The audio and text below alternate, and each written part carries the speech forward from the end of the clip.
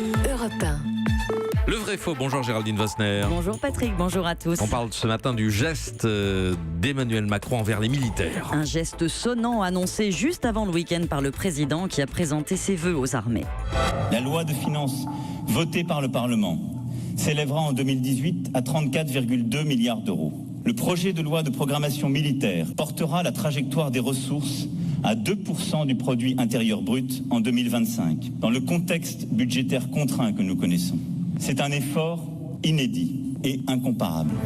Effort inédit et incomparable pour les armées, vrai ou faux ? C'est faux, même si l'on parle d'un effort réel qui brise un cycle de 10 ans de sous-investissement. Ce geste n'est pas inédit. Jacques Chirac, pendant son deuxième quinquennat, avait consenti un effort comparable pour rattraper le retard pris sous les années Jospin. En 2003, son premier budget de la défense affiche la même hausse d'1,8 milliard. Et quand il quitte l'Élysée, 5 ans plus tard, le budget des armées a augmenté de 19%. C'est en gros la même progression que prévoit M. Macron d'ici 2022, année au cours de laquelle il va remettre en jeu son mandat. Car c'est le problème, il promet de porter le budget de la défense à 2% du PIB, hors pension, donc à 50 milliards.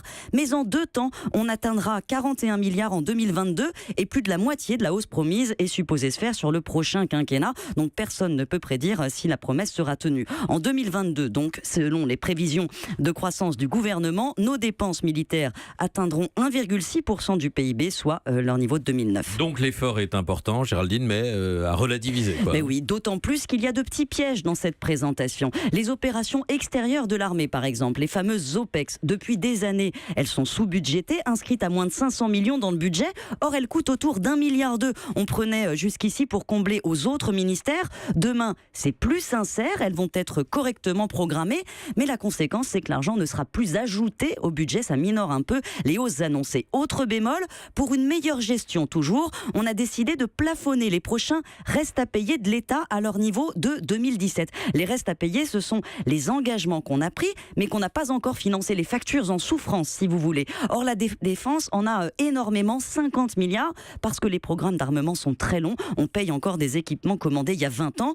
Geler ce montant, ça peut demain freiner de nouvelles commandes. Donc aujourd'hui, oui, les militaires sont satisfaits, le budget est plus sincère, sa progression sécurisée, les effectifs augmentent aussi, mais pour l'effort incomparable, on n'y est pas. Non, il faudra attendre 2025 pour le vérifier. Merci à vous, Géraldine Vosner. Europe 1.